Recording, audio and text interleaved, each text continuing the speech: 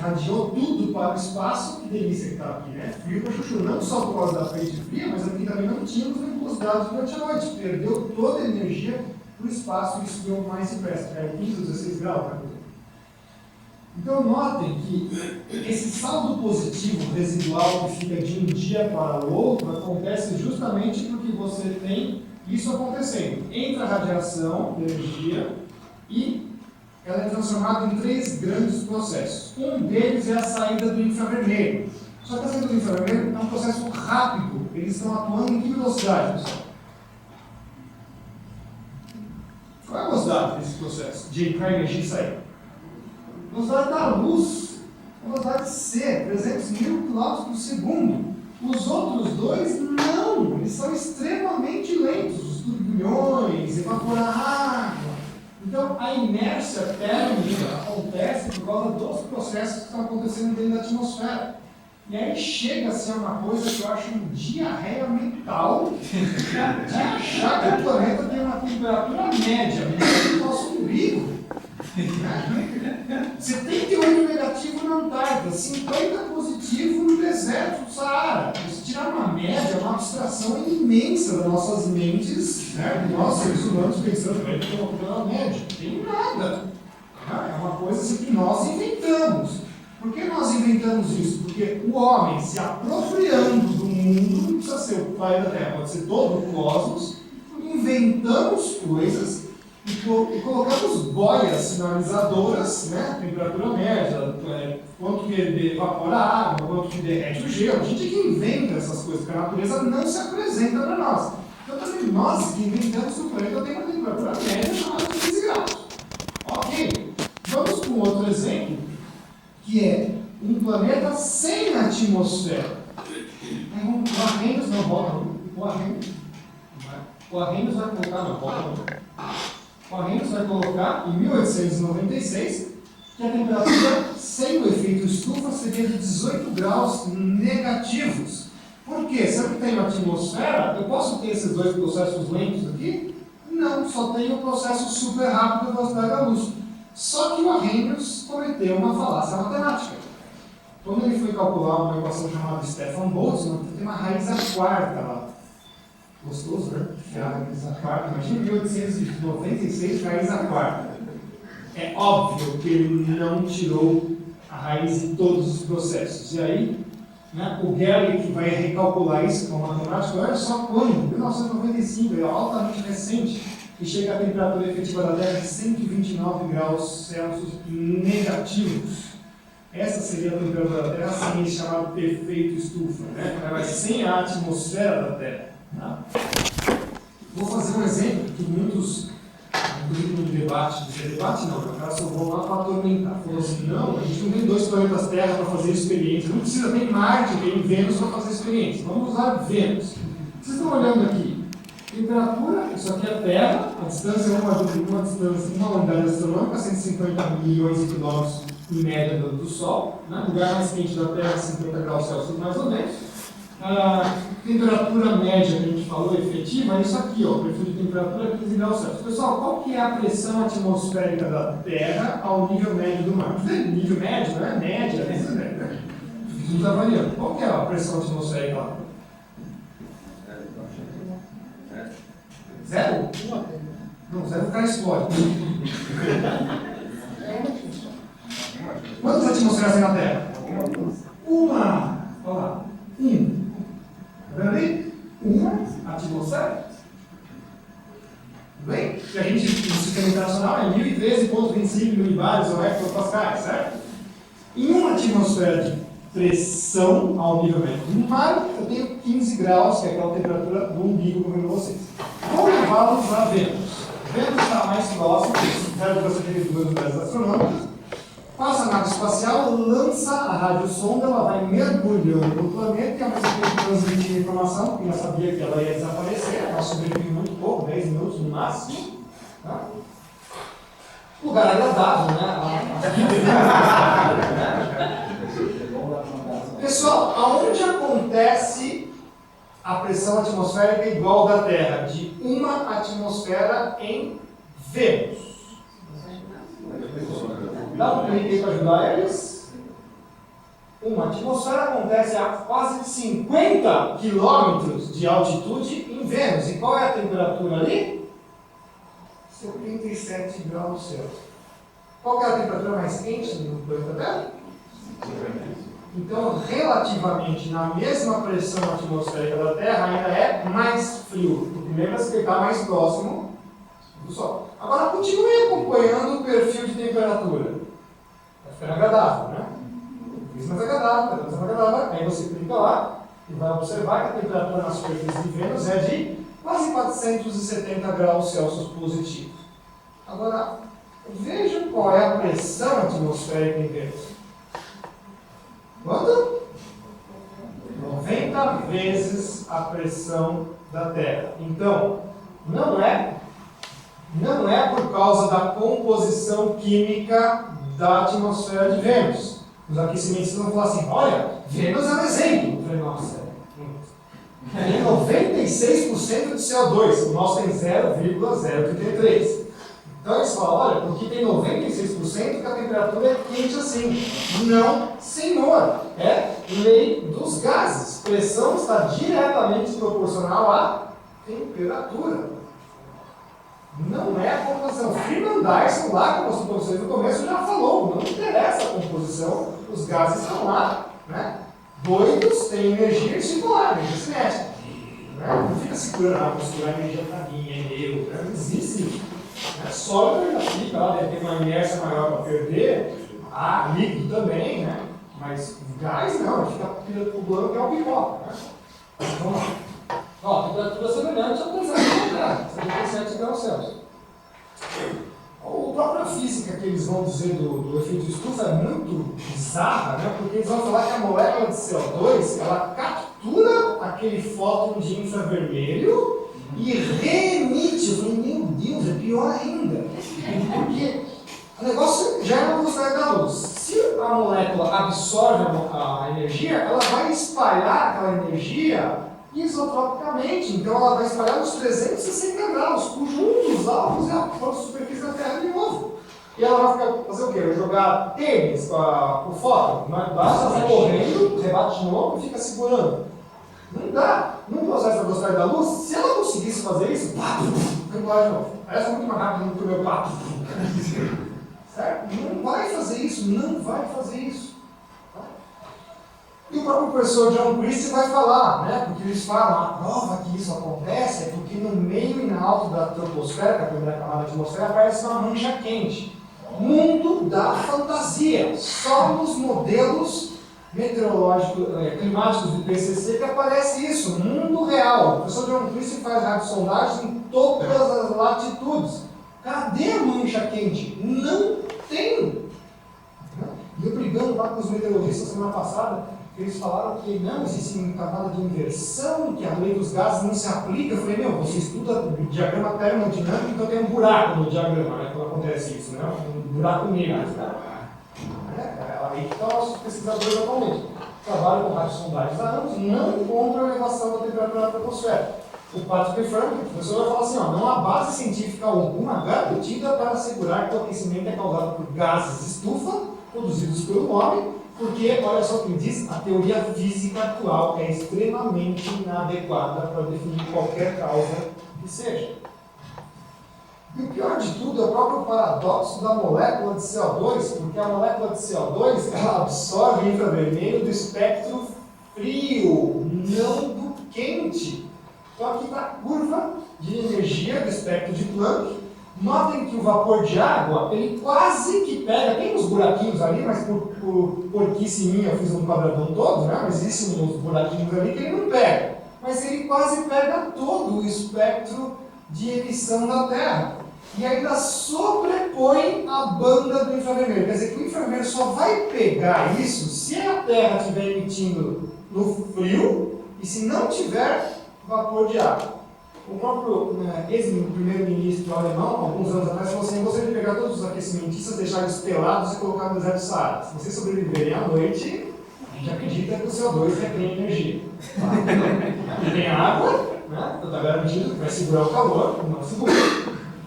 Outras provas, olha só, né? 2 vezes no pré-cambriano você teve o snowball, ou ice ball, também chamado, 10 vezes a concentração de CO2, a Terra emitindo no espectro frio, e nem assim o CO2 conseguiu segurar coisa nenhuma, porque ele não consegue fazer isso.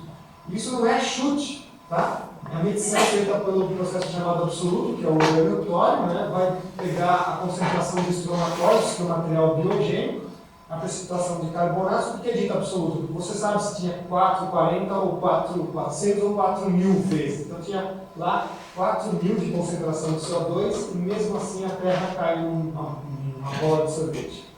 Infelizmente o Al Gore não caiu desse negócio, né? Porque quando ele mostra essa figura aqui, ele maqueia que estas curvas têm uma defasagem entre elas. O professor Ian Clark, que é geólogo, vai dizer, olha só, não podemos dizer que o CO2 vai dirigir as mudanças climáticas, certamente nunca fez isso no passado. Temperaturas em azul sobem antes das concentrações de gases, temperaturas baixam, CO2 vai atrás. Tá? Justamente, principalmente por causa dos oceanos. Trabalho recente está no Prelo, 3 cientistas noruegueses conseguiram fazer isso, inclusive, anualmente, medindo a temperatura dos oceanos, da superfície da Terra e a concentração de CO2. Demora meses para o CO2 chegar a acompanhar a temperatura. Então, sobe primeiro dos oceanos, sobe primeiro do continente, o CO2 vem atrás. Tá? Eu não tinha atualizado aqui. Mas não precisa ir muito longe, porque no AR4 do IPCC, na página 444, ele confessa as variações do dióxido de carbono ao longo dos 420 mil anos seguiram amplamente a temperatura antártica, tipicamente de vários séculos ao milênio, e ainda diz que não dá para atribuir isso, concluindo a explicação para as variações glaciais e interglaciais de CO2 permanece como um difícil problema de atribuição. Eu não consigo casar as duas coisas. Eles querem de qualquer jeito vender a ideia que é possível. Então, quando o mundo não é favorável, quando os dados não são favoráveis, você apela para o mundo da fantasia de Matrix, né? Os computadores. Então, será que os modelos são bem realísticos? Se vocês quisessem agora, já mostrando para vocês que falta uma teoria que consiga dar conta da atmosfera, primeiro ponto. Se falta isso, como é que eu vou conseguir, né, se eu não tenho minha teoria de como funciona, como é que eu vou fazer isso equacionado? Né? Quem são os bloquinhos, os elementos igual a não sei o que para fazer o meu modelo de clima? Então, o que seria lícito agora perguntar para vocês? O que é importante para entender o clima? Vamos lá, vamos elencar os caras importantes aqui. Sol é bom? Sol, isso é bom. Água, atmosfera, oceanos, o que mais? Nuvens, né? Pode pensar essas coisas? Legal, vamos ver o que tem os modelos dos computadores. Sem evidências, o trabalho do IPCC parte do pressuposto que é possível, então, equacionar o clima e eles baseiam as coisas em fatores econômicos. Olha, isso aqui para mim é um processo mágico. A temperatura do ar é igual a CO2, ou pior ainda, a temperatura do ar é igual ao IDH. Isso aqui é uma relação mágica. Mas eu uso um computador de 50 milhões de dólares, isso aqui, tudo bem. Você pode usar esse mesmo computador para fazer mapa astral. E por causa disso você tem ciência? Não. Então, isso daqui, gente, é pseudociência. E os modelos de IPCC, né, tudo que ele vai afirmar, já que não tem as coisas do mundo real para mostrar, né, mostrar aquelas coisas acontecendo, não são prova. Né? Ele vai usar os modelos numéricos de computador. Então, por isso que é muito lícito vocês perguntarem o que esses modelos vão simular. Tudo bem? Então, vamos ver o que o modelo simula. Vocês falaram de Sol, né? Outros, como se o Sol fosse um cara, há outros. Solar. Em amarelo significa que mal foi modelado, e quando está branco nem foi colocado. O Sol não entrou nos modelos? Aliás, é uma lista imensa de modelos, porque nem eles, né, conseguem se concordar. Cadê os oceanos? Sal marinho. Vulcões. Vulcânicos, geral. Aí você vê lá, mal modelado, e alguns nem tem. Água. Tem água na atmosfera? Tem. Tem água lá? Não. Então você percebe que eles não colocam nada de natural, ou quando colocam é bem vagabundo, está tudo em branco aqui. E o que os modelos fazem então? A física impossível dos gases de estufa. Olha lá. Aí a prova, esse é um erro epistemológico crasso científico. A prova de que eu sei como o mundo se comporta natural é o meu modelo. Mas o meu modelo está desenhando o meu mundo de maneira errada. Perceberam? O mundo está mal representado no modelo. Ele não pode ser prova de mundo. O próprio Marcel Levaux vai dizer, olha, na atmosfera do IPCC não tem água. É seca, é dry, igual o Martini, com a ajuda do homem. E o IPCC já confessa na página 21. Ainda existe uma compreensão física incompleta, traduzindo, nós sabemos o mínimo que estamos fazendo, sobre muitos componentes do sistema climático e seu papel nas mudanças climáticas. Incertezas centrais, ou seja, não tenho a mínima ideia disso, incluem aspectos dos papéis desempenhados pelas nuvens, né? Pela criosfera, pelos oceanos, pelo uso da Terra, pela combinação do clima e os ciclos biogeoquímicos.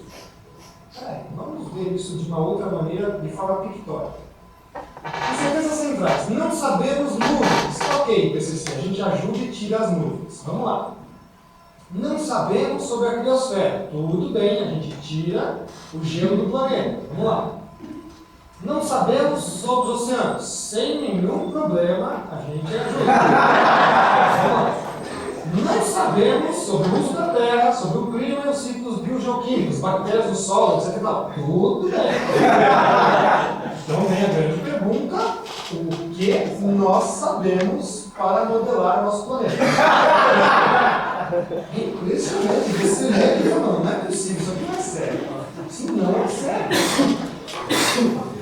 Eu guardei, correndo, eu guardo coisas velhas, né? Então isso aqui eu guardei em 85, né? Eu olhei esse negócio e falei, nossa, o Ártico vai derreter, que legal, né? Gente, 2012 está aí, os caras estão jogando um monte de informações, mas na verdade o Ártico está grande, igualzinho nos anos 70. E aí eu olho isso daqui, modelo da NOAA, eu falei, não, peraí, eu já fiz esse desenho antes. Cara, isso aqui é o exemplo da cara de pausice dos caras. Vamos lá. Recortei para vocês e coloquei. O cara passou o Photoshop, a flecha, o 2012 e depois 2015. Por quê? Porque justamente chegou em 2012 e o Ártico continua lá. Né? Agora, de novo, alguém está vivo em 2025? Candidato a Bolsonaro de novo? Não. Então, ó, chegou 2012, o Ártico está lá, precisamos assumir com esse lapso. Ah, não gosta. Até os erros da figura estão aqui, cara, nós temos cefado. Olha aqui, Rio 92, fazendo aquele discurso que em 2005 a Groenlândia vai derreter toda. Tá lá a Groenlândia, já passou, tá errado já faz tempo, né? Olha aqui, ó. Climatológico de julho, que é verão no hemisfério norte, está vendo a isoterma de 0 graus sobre a Groenlândia? Isso aqui já é sabido, dados militares, os caras tinham que saber tudo sobre gelo, porque nós estamos no auge da Guerra Fria. Até acontece com a beirada da Groenlândia, pessoal, derrete no verão. Eles sabem muito bem disso, o interior da Groenlândia não derrete há mais de 1 milhão de anos. Olha para eles aqui, olha lá, tá vendo? Como eles fajutam com as coisas que já acontecem e cantam como se fosse verdade. Tudo bem? Vamos lá. Aqui da Antártida também, o ano polar de 2007, 2009, falando, nossa, toda a parte da Antártida aqui, aliás, eu sucursal do capeta, né? Você está vendo? Agora aquele branco, todas as vezes eu explico o que é, né? Não é gelo, não, né? Aliás, 2007, 2009, nós usamos mais frios que nós tivemos, vamos lá. Olha só aqui, isoterma de 0 graus, janeiro, portanto é verão na Antártida, entra pela península e vai para cima do continente. Tá? Aqui onde abrem as grandes colinas, onde os navios norte-americanos vão abastecer a estação de McMurdo, eles já sabem que ali derrete. Não é à toa que em março eu vi as notícias. Grande iceberg derreteu, arrebentou, né? Arrebentou na Antártida. É ali que arrebenta, né? Depois ele cola de novo, não dá nenhum. Tá? Ó. Tá? Então, eles sabem muito bem aonde mentir. Mentir com coisas reais, né? Porque as pessoas não conhecem o real e acham que isso aqui é aberração. Não é normal. Tá? O próprio professor William Gray vai falar assim, ó, olha, os caras inventam qualquer coisa com esses modelos, então eu vou fazer as minhas simulações, porque eu posso usar qualquer série de dados. Então ele falou assim, ó, em grandes especialistas em furacão nos Estados Unidos, tá, então eu pego a série de 23 a 65, 310 partes por milhão, tinham ali um furacão, Major Hurricanes, que chegam no continente, são furacões categoria 3, 4, 5, que atingiam o continente. Então lá tem que chegar a um por ano com concentrações mais baixas. Então agora, nessa outra série de 66 de 2008, viu muito mais CO2 e a cada 2 anos chega um furacão. Logo, olha lá, eles fazendo a sacanagem. Né? Então logo nós continuamos emitindo à vontade que um dia não chega mais furacões. Está correto? Não. Né? Mas ele está usando o mesmo argumento que o pessoal do IPCC usa. Vamos lá. Tá? Terminando então, considerações finais, mostrando para vocês o próprio Radcliffe mostrando que as temperaturas estão baixando desde 98, enquanto o CO2 sobe, então, portanto, a hipótese é furada. O geólogo Everett vai colocar assim, o Serviço de Climatologia Alemão possui medições que remontam até 1701. Neles vocês veem quase as mesmas tendências para resfriamento e aquecimento. Do ponto de vista global, a temperatura mal variou, né? E pode ser melhor descrito como estabilidade das temperaturas, aquelas curvinhas que a gente viu. Contrariamente aos cenários de modelos computacionais, o CO2 antropogênico é vazio de significados porque a sua influência não é reconhecível. E aí, o Oliveira fez um trabalho de mestrado dele num capítulo, pegando todas as pesquisas científicas que a gente recebeu dinheiro para falar isso. Você consegue fazer correlação com o CO2 com qualquer coisa, né? Não tem trabalho científico disso. Causa aumento de alergia, terrorismo, guerra de risco, colisão de asteroides, morte por câncer, canibalismo e massa. É isso, são crianças. Ataque de puma, a gente vai sair da sala criminalidade, depressão, danos audicães, mudanças sanduíches nos habitantes da Terra, extinção das espécies, prisão humana, fome, desastre da moda, mudanças genéticas, passa com a mão na orelha, assim, infarto, digestão, fim das Olimpíadas, constituição, avistamento de órgãos, estupro, guerra, ameaça nuclear, lixo espacial, corrupção vulcânica, desemprego, macaco. Olha aqui, ó. Obesidade contribui para o final. Cadê o gordinho? Mata o gordinho. É um absurdo. Aí pesquisa, ó. Phil Edwards, ele recebeu dinheiro para falar isso. Aí relaciona o peso do cara com a quantidade de combustível, o povo do céu. Enfim, vai, ó. Aliens podem destruir a humanidade, né? Isso lá NASA. Pelo amor de Deus, isso é uma piada. Vamos lá. Então, o aquecimento global virou bode expiatório, tudo que se joga na terra é aquecimento global. Problemas humanos ou ambientais, somente porque se correlaciona qualquer variável que você vê aí com a elevação do CO2 não na Lua. Quando você também ouvir isso aqui, nunca vimos isso acontecer antes, vocês podem dizer com toda a categoria, nunca uma alfa. Mundo da fantasia do IPCC. Temperaturas, nossa, temperatura subiu 0,74. Daí os termômetros saíram de 1 grau de temperatura. 0,4. Nível do mar subiu 20 centímetros. O mar sobe 20 centímetros cada 18 anos, sobe 10, 20 centímetros. Mundo real, para os senhores verem o que é o mundo real, como ele é bem mais severo. Temperaturas 4 graus Celsius há 5 anos atrás, mais elevados. 8 graus Celsius, 8, 9 graus Celsius em 50, 60 anos no dryas recentes. Nível do mar, 3 a 4 metros mais elevado há 5 mil anos atrás.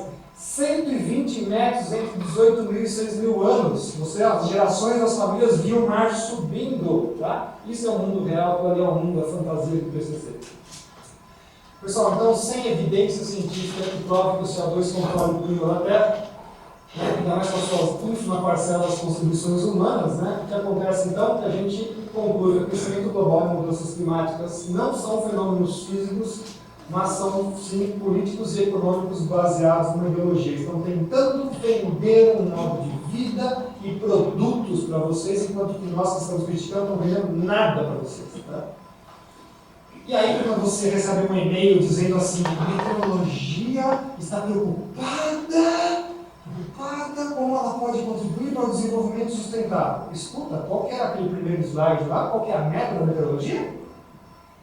Fazer prognóstico de tempo. Ela não foi autorizada e muito menos capacitada cientificamente para falar alguma coisa sobre métodos de produção. Na geografia, sim, vocês vão ter lá aulas sobre o que é marxismo, capitalismo, vocês sabem isso, na sociologia também. Meteorologia, eu sou formado meteorologista, não sabe nada disso. Então imagina um organograma imenso do pensamento humano, é grande esse organograma? É imenso. Tem uma casinha minúscula chamada meteorologia que está virando para todo o organograma e está dizendo para os senhores, né? Aliás, não está dizendo, ela está ordenando como vocês devem fazer, produzir, consumir, principalmente como vocês devem viver. Ela não foi criada para isso. A meta dela é fazer prognóstico de tempo, ela não está preparada para isso. O professor Geiger, que é um cientista de física e ganhador de prêmio Nobel, fala: sou cético. O aquecimento global está se tornando uma nova religião. Não se supõe que você seja contra o aquecimento global. Você basicamente não tem escolha. E eu lhes digo o quanto cientistas apoiam isso, mas o número de cientistas não é importante. A única coisa importante é se os cientistas estão corretos. Essa sim é a parte importante. Ok? Muito obrigado, então.